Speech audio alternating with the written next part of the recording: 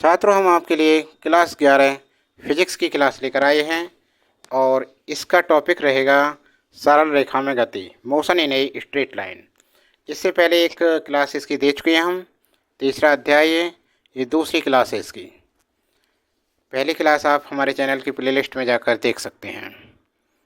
ठीक है, देखिए अब प्रश्न है हमारा, बहुत ही इम्पोर्टेंट प्रश्न है। एक समान गति और असमान गति को समझाइए। एक समान गति और असमान गति को समझाइए। अधिक नंबर का आएगा ये, ठीक है ना। देखो आंसर में लिखना है हमें, जब कोई वस्तु समान समय अंतराल में समान दूरी तय करती है तो गति उस वस्तु की एक समान गति कहलाती है। देखो, जब कोई वस्तु समान समय अंतराल में समान दूरी तय करती है तो गति उस वस्तु की एक समान गति कहलाती है। एक समान का समान विस्थापन, एक समान का समय विस्थापन ग्राफ में दर्शाया गया है। देखिए ग्राफ बनाते हैं, ग्राफ से बताते हैं आपको।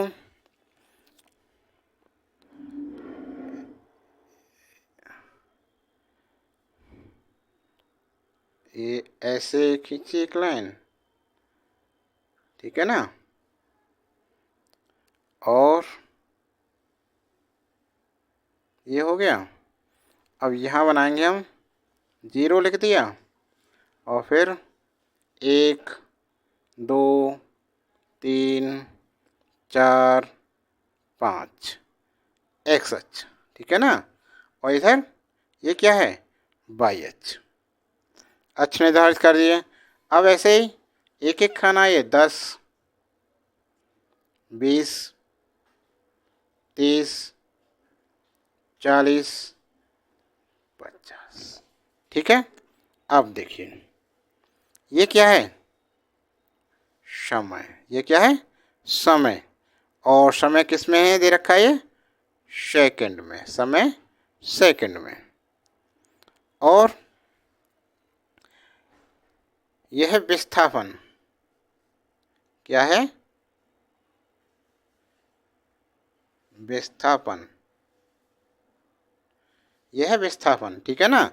और विस्थापन किस में है, मीटर में। विस्थापन मीटर में, विस्थापन किस में है, मीटर में। अब देखिए एक, यहाँ है एक 1 2 3 4 5 6, ठीक है, ऐसे 50 60। अब देखो पहली सेकंड में 10 मीटर चला तो ये ऐसे बन गया, और ये दूसरे में ऐसे, तीसरे में देखो ये सीधी सीधी जाएगी, ऐसे जा रही है ना। अब जैसे ही इसमें देखो, चौथे में, पांचवें में,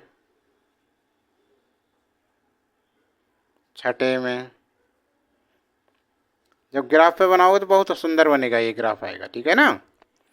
और ये ए बना दिया, समझ गए। अब देखो एक समान गति, बिल्कुल एक समान चल रही है, ठीक है ना। अब देखो ग्राफ से स्पष्ट है कि वस्तु प्रत्येक 1 सेकंड के अंतराल में 10 मीटर की दूरी तय करती है। 10 मीटर की दूरी तय करती है। अतः अरे 10 यहाँ गई, फिर 1 सेकंड बढ़ गई इधर, तो ये 10 20 हो गई, फिर 1 सेकंड बढ़ी 30 हो गई, 10 10 मीटर बढ़ रही है, जैसे 1 सेकंड बढ़ रही है। समझ में आ गया ना। अब देखो, अतः वस्तु की गति एक समान गति है, एक समान, 1 सेकंड में 10 मीटर, हर 1 सेकंड में 10 मीटर चली जाती है, तो एक समान गति है। जब कोई वस्तु समान समयांतरालों में असमान दूरी तय करती है, जब कोई वस्तु समान समयांतरालों में असमान दूरी तय करती है तो यह वस्तु की असमान गति कहलाती है। असमान गति के समय विस्थापन ग्राफ को चित्र 1 हो गया, ये हमारा पहला चित्र हो गया। चित्र 2 में दर्शाते हैं अब, ठीक है ना। इसे करने के लिए फिर एक और ग्राफ बनाते हैं, असमान। अब देखिए असमान गति के लिए वो एक समान गति का हो गया। अब असमान गति का फिगर ग्राफ बनाते हैं, तो दूसरा ग्राफ ये है, ये आया, और ये वाई अक्ष है, ये एक्स अक्ष हो गया, ये वाई अक्ष हो गया। ठीक है ना।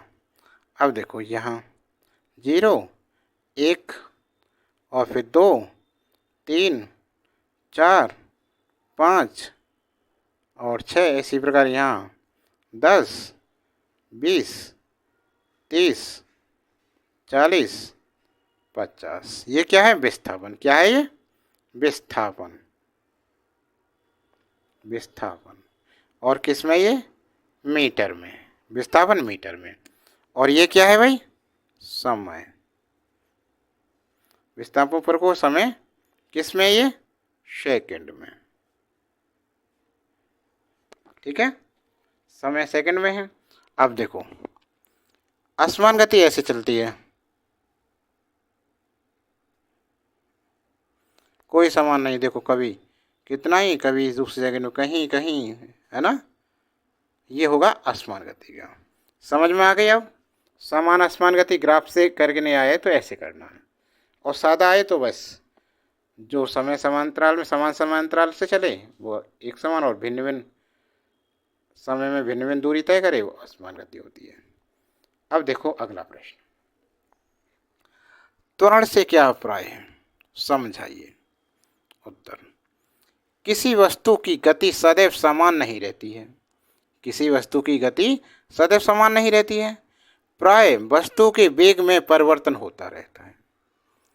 गैलीलियो ने वेग परिवर्तन की दर को दूरी के सापेक्ष व्यक्त करने का प्रयोग किया, किंतु स्वतंत्र गिरते हुए तथा नत समतल पर गतिमान वस्तुओं की गति का अध्ययन करने के बाद पाया कि दूरी के सापेक्ष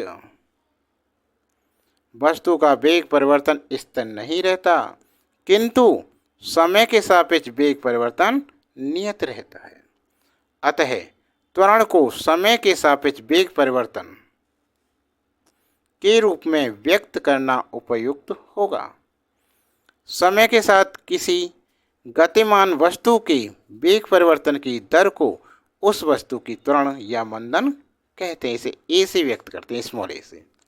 अब माना टी सेकंड में वस्तु का वेग बराबर v1, ठीक है, और t2 सेकंड में वस्तु का वेग v2। t1 ले लो इसे, t1 सेकंड में वस्तु का वेग v1, t2 सेकंड में वस्तु का वेग क्या हो जाएगा? v2 हो जाएगा। अब देखो t2 माइनस t1 सेकंड में वस्तु के वेग में परिवर्तन कितना होगा? v2 minus v1। क्या होगा? v2 minus v1। अब एक सेकंड में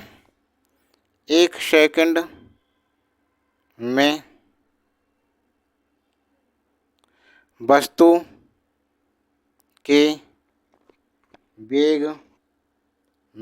के वेग में परिवर्तन, वस्तु के वेग में परिवर्तन क्या है? v2 minus v1 upon t2 minus t1, v2 minus v1 upon t2 minus t1 बराबर डेल्टा v हो गया, और ये डेल्टा t हो गया। इतना समझ में आ गया। आगे देखो, ये नहीं होगा, ये तो एक सेकंड वस्तु वेग परिवर्तन, सिर्फ परिवर्तन है, अभी नहीं, आगे करेंगे इसे, ठीक है ना। अब देखो, इसलिए वस्तु का त्वरण क्या हो जाएगा? वस्तु का त्वरण ए बराबर एक सेकंड वस्तु के वेग में परिवर्तन क्या था? v2 minus v1 upon t2 minus t1 बराबर, अब लिखेंगे delta v upon delta t। समझ में आ गया ना। अब देखिए, तात्क्षणिक त्वरण क्या होता है? a बराबर limit delta t tend to 0 और delta v upon delta T बराबर डी वी बट्टे टी बराबर डी वी बट्टे टी। ठीक है ना। अब देखिए ए बराबर क्या है, डी वी बट्टे डी टी, इम्प्लाइज ए बराबर डी अपॉन डी टी, और डी एक्स वी का वी क्या है, डी एक्स बट्टे डी टी होता है वी का मान। अब बराबर इसे जब खोलेंगे तो ये हो जाएगा D square X upon D T square. ठीक है ना। अतः अतः तात्क्षणिक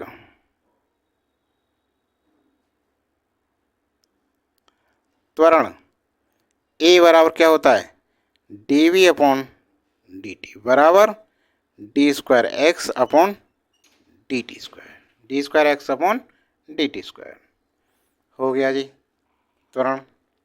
सही है ना। ये क्वेश्चन आए त्वरण से क्या फर्क है, तो इतना करते हैं। आगे समझ में। तो ये क्लास कैसी लगी छात्रों, अच्छी लगी हो तो लाइक करना, कमेंट बॉक्स में ज़रूर लिख कर बताना, और चैनल पर नए हैं, चैनल को सब्सक्राइब नहीं किया अभी तक तो चैनल को सब्सक्राइब कर लें और नोटिफिकेशन चालू कर लें, और हमारे चैनल की प्लेलिस्ट में जाकर अन्य 11वीं की फिजिक्स, इंग्लिश, मैथ की क्लास देख सकते हैं। ठीक है। आज के लिए इतना ही, अगली वीडियो जल्दी लेकर आएंगे आपके लिए।